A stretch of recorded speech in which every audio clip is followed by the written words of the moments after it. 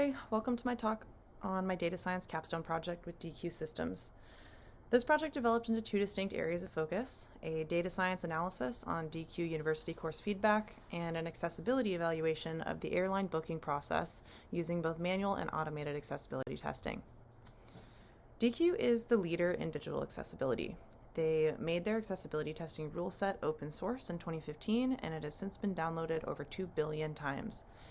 Deque is also committed to education and advocacy. They created comprehensive university courses and even offer scholarships for people with disabilities. They've built many widely used accessibility tools, which I will talk more about later.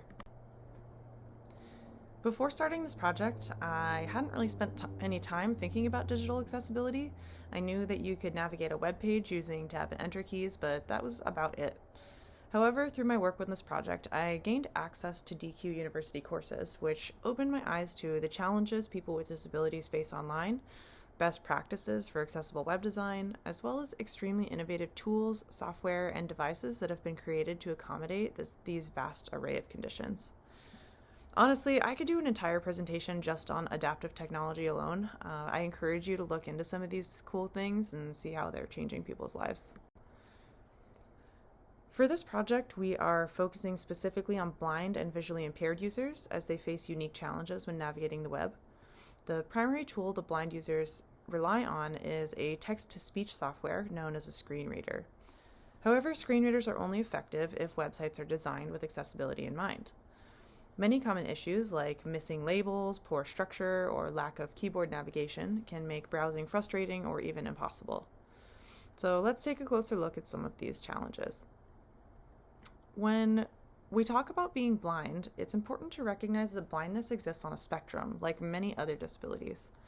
A common misconception is that blind individuals have no vision at all, but in reality, visual impairments vary widely.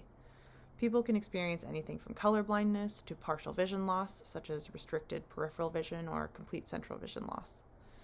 When it comes to navigating the web, blind and visually impaired users face several common challenges. Poor color contrast, web structure, and inconsistent or unclear focus indicators are just a few of these. To address these challenges, web developers and designers need clear, actionable guidelines to ensure their websites are accessible.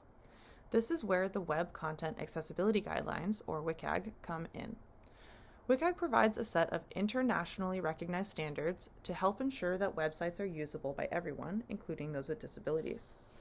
These guidelines cover everything from ensuring proper text color contrast to making sure that all functionality can be accessed using only a keyboard. By following these guidelines, we can create digital experiences that are not only compliant, but more importantly, truly accessible for blind users. Now that we have an idea of what WCAG guidelines look like, how can we test a website's accessibility? This is where tools like Deque's Axe DevTools and Axe Monitor come into play. Axe DevTools is a browser extension that helps developers and testers identify accessibility issues directly within their workflow. You open it up in your browser, click scan, and end up with a downloadable file that contains the issues that were found. Now, while Axe DevTools is great for one-time testing and manual testing, accessibility is an ongoing effort. This is where Deque's Axe Monitor tool comes in. Axe Monitor allows organizations to monitor their compliance across their websites over time with automated scans.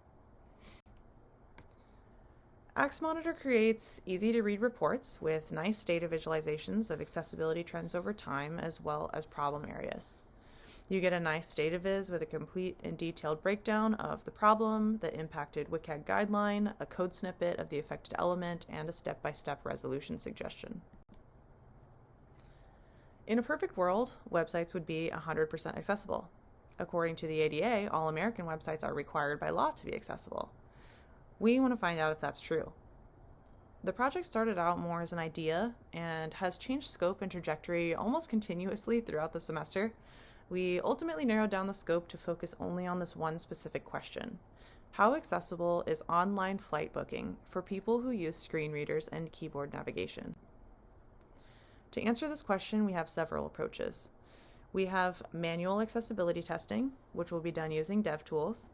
We have automated testing using Axe Monitor scans, and we have manual testing, which requires me to access each website using a screen reader and testing each part of the process. I have a Mac, so data collection is started with VoiceOver.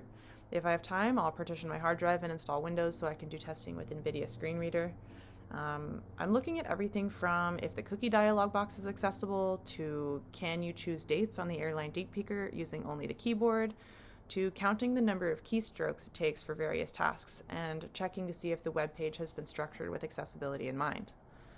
This is a screenshot of a small portion of the data. We have yes/no columns, integer columns, and notes columns, which contain strings that won't be used for analysis.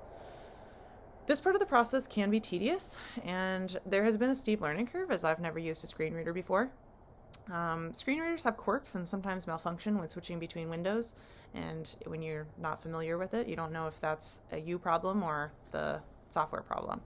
So despite these challenges, I've really enjoyed this data collection process because it's giving me firsthand experience into the challenges that so many people face on a daily basis. And as I was collecting keystroke data, I realized that the number of keystrokes to accomplish specific tasks, like selecting a flight from the flight search list, is not consistent. If certain classes of the flight are sold out, then the number of tabs it takes to get to the flight you want changes. Same with picking a date. Your number of arrow keys, tabs, and enters are going to change depending on the dates of your trip. So these are good examples of why goals for this project has changed so many times throughout the process, because now that I found out that keystrokes are not a great indicator, we're going to have to remove them. These are screenshots of the Axe DevTools in action. So on the left, you can see I'm on the Southwest Airlines homepage. The DevTools extension is open on the right, and I've already had it run a scan on the full page. You can see that there are 4 issues. Listed underneath in collapsible drop-down menus are descriptions of the issues. So when using this tool, you can run a new scan in every new state of the page. That means when you open a menu or select something, you run the scan again because it changes the state. So I go through the entire flight booking process, so I'll open every menu separately and run a separate scan. And for every scan, I download a JSON file, which then can be uploaded into Axe Monitor. So on the right side of the screen, you can see I've opened the date picker, run a new scan, and now there's 73 issues. You can see that 67 of them are flagged under all page content should be contained by landmarks. So after I load everything into Axe Monitor, it will compile all of these files together and remove duplicate issues. And then it will give me this comprehensive report. So this report is exportable into Excel, and then I can use that for downstream data analysis. All right, part 2.